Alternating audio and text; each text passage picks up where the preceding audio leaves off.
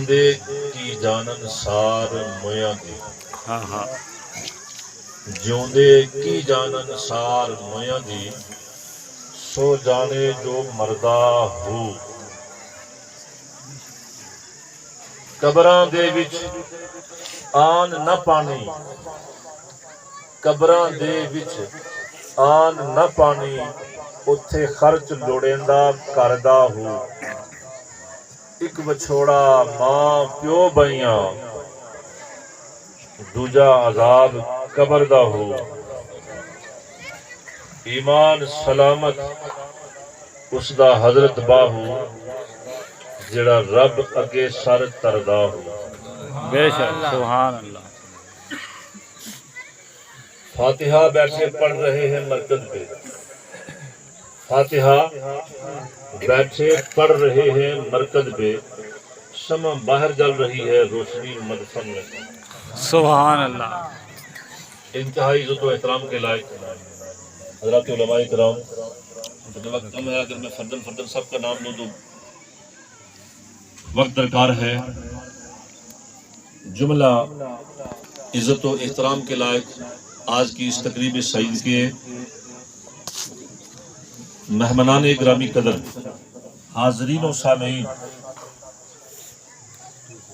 آج کی تقریب بھائی خادم صاحب کی والدہ محترمہ مرحومہ مقبولہ کے اِصال ثواب کے لیے انعقاد پذیر ہے، جو بسلسلہ اِصال ثواب بعنوان میلاد مصطفیٰ صلی اللہ علیہ وآلہ وسلم، اس میں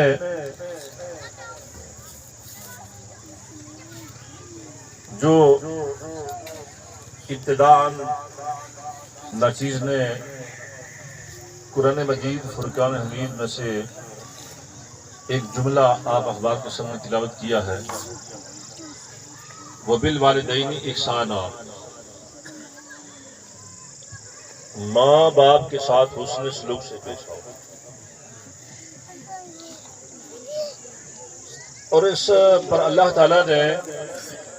بڑی شرح بست کے ساتھ تاکید بیان فرمائی ہے، اور یہ تاکید بیان کرنے کا مقصد یہ ہے کہ اللہ تعالیٰ کو سب سے پیاری چیز جو اس کی بارگاہ میں نجات کا ذریعہ، بخشش کا ذریعہ یا عطاب و عذاب کا ذریعہ بن سکتی ہے، وہ ہے حقوق العباد۔ حقوق العباد میں یہ یاد رکھیے، میں یہ اکثر کہا کرتا ہوں، جہاں بھی جاتا ہوں میں اپنی ذمہ داری سمجھ کے یہ جملہ کہا کرتا ہوں، کیونکہ علماء کی یہ ذمہ داری ہے کہ علماء یہ نشور ہمارے ذہن سے نکالیں کہ ہم ہیں کون۔ تو اس میں مختصر یہ جملہ عرض کر کے آگے چلتا ہوں کہ ہم سب ہیں مسلمان، ہماری سب کی اساس ہے لا الہ الا اللہ محمد رسول اللہ۔ اس کے بعد اللہ تعالیٰ نے قرآن مجید میں بھی اور اس کے حبیب مکرم صلی اللہ علیہ وآلہ وسلم نے اپنی زبان تطہیر، زبان نبوت سے بھی ہمیں کلمات سے نوازا ہے۔ چنانچہ قرآن پاک ارشاد فرماتا ہے انما المؤمنون اخوۃ، اور رسول اللہ صلی اللہ علیہ وآلہ وسلم کی جو فرمودات ہیں ان میں سے ہمیں یہ پیارے جملے ملتے ہیں کہ المسلم اخو المسلم، مسلمان مسلمان کا بھائی ہے اور مومن مومن کا بھائی ہے۔ پہلے ہم مسلمان ہیں، پھر ہم مومن کس کیٹیگری میں ہیں، یہ تھوڑا سا فرق ہے، کیونکہ یہ کیٹیگریاں ہیں، اس میں درجات ہیں، کوئی کم درجے کا مومن ہے، کوئی اس سے بڑے درجے کا، کوئی بڑے درجے کا، کوئی پھر ولایت کے درجے پر پہنچ جاتا ہے، پھر کوئی اس سے اوپر چڑھتے چڑھتے چڑھتے اللہ تعالیٰ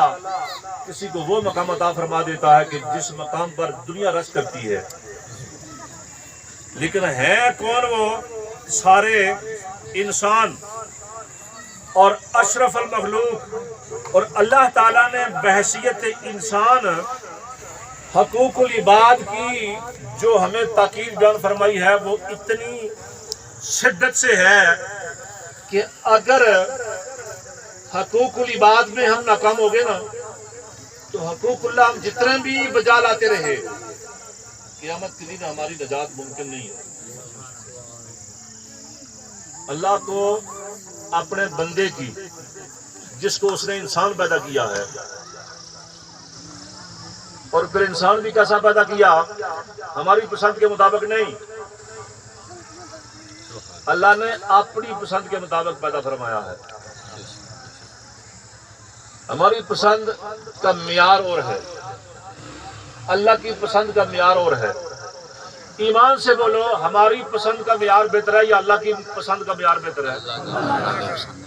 اللہ کی پسند کا معیار بہتر ہے، تو پھر اللہ تعالیٰ نے یہ جملے قرآن پاک میں ارشاد فرمائے ان اللہ یصور فی الارحام کیف یشاء، میں جیسی پسند کرتا ہوں ویسی ہی صورت میں ماں کے رحم میں بنا دیتا ہوں۔ یہ اس کی پسند ہے،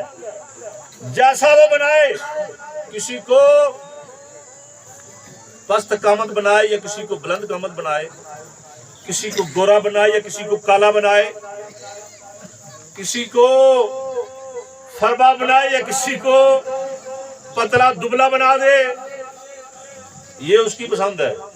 سبحان اللہ۔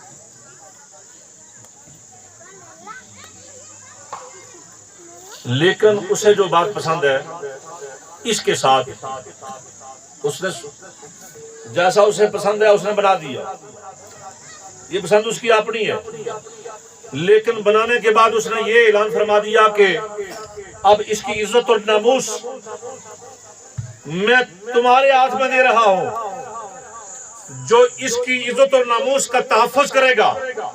کل قیامت کے دن اگر نمازوں کے ساتھ نہ بھی آئے نا، یہ میری مرضی ہے، میں اسے معاف کر دوں تو کر دوں، لیکن اگر اس کی جسے میں نے پیدا کیا ہے تمہارا بھائی، اگر اس کی عزت اور ناموس کا تم نے تحفظ نہ کیا، اس کو ذلیل و خوار کیا، تو پھر یہ نمازیں روزے میری بارگاہ میں قبول نہیں ہوں گی۔ اس نے اس پر بڑی تاکید فرمائی ہے۔ ان ہی قواعد کے مطابق انتہائی باریک بینی سے اگر انسان تھوڑا سا بنظر غیر مطالعہ کرے تو اسے یہ پتہ چلتا ہے کہ جو اللہ تعالیٰ نے والدین کے حقوق بنائے ہیں ان پر بھی اللہ تعالیٰ نے اتنا جو عطاب کا بھی ذکر فرمایا ہے، وہ کیوں فرمایا کہ یہ حقوق العباد کے زمرے میں آتا ہے۔ رسول اللہ صلی اللہ علیہ وسلم نے ہمیں یہ بتا دیا، کوئی چور چوری کرے تو اللہ تعالیٰ اسے رسوا نہیں کرتا، کوئی زانی زنا کرتا پھرے اللہ اسے رسوا نہیں کرتا، کوئی جھوٹا جھوٹ بولتا رہے، اگرچہ قرآن پاک میں اللہ نے فرمایا لعنت اللہ علی الکاذبین، لیکن اسے رسوا نہیں کرتا، شاید کبھی تو توبہ کر لے، کیونکہ یہ میرا اور اس کا معاملہ ہے۔ کوئی نماز نہ پڑھے تو اللہ تعالیٰ اس پر زندگی میں عذاب و عطاب نازل نہیں فرماتا، اس لیے کہ شاید کبھی زندگی کے آخری لمحات میں ہی اسے توبہ کی توفیق مل جائے اور پھر یہ میری طرف رجوع کر لے، اللہ معاف فرما دیتا ہے۔ کوئی روزہ نہ رکھے، ایک رمضان نہ رکھے، 2 نہ رکھے، 3 نہ رکھے، اللہ تعالیٰ اس پر عذاب و عطاب نازل نہیں فرماتا، اس لیے کہ شاید کبھی توبہ کر لے، اور اس لیے اس نے یہ اعلان بھی فرما دیا کہ قبر میں جانے سے پہلے، موت سے پہلے جو بندہ توبہ کر لے وہ یوں سمجھے کہ اس نے گناہ کیا ہی نہیں ہے، یہ سارے جتنے بھی دوسرے گناہ ہیں یہ ایک طرف، لیکن جو بندہ اپنے ماں باپ کا بے ادب اور گستاخ ہے، اللہ تعالیٰ کے محبوب نے فرما دیا کہ اس کو دنیا میں ہی عذاب ملے گا، اور جب تک وہ دنیا میں اس عذاب کا سامنا نہ کر پائے اس کو موت نہیں آئے گی. وہ عذاب کی صورت میں آتا ہے ہم اپنے ماں باپ کے نافرمان ہیں, آگے ہماری اولاد ہماری نافرمان ہوگی. یہ عذاب اس صورت میں آتا ہے ہم نے اپنے ماں باپ کی نہیں سنی, ہماری اولاد ہماری نہیں سنے گی, پھر ان کی اولاد اسی طرح یہ سلسلہ چلتا رہے گا. تو اللہ تعالیٰ نے کیا فرمایا؟ وَبِالْوَالِدَيْنِ إِحْسَانًا, ماں باپ کے ساتھ اس نے سلوک سے پیش آؤ.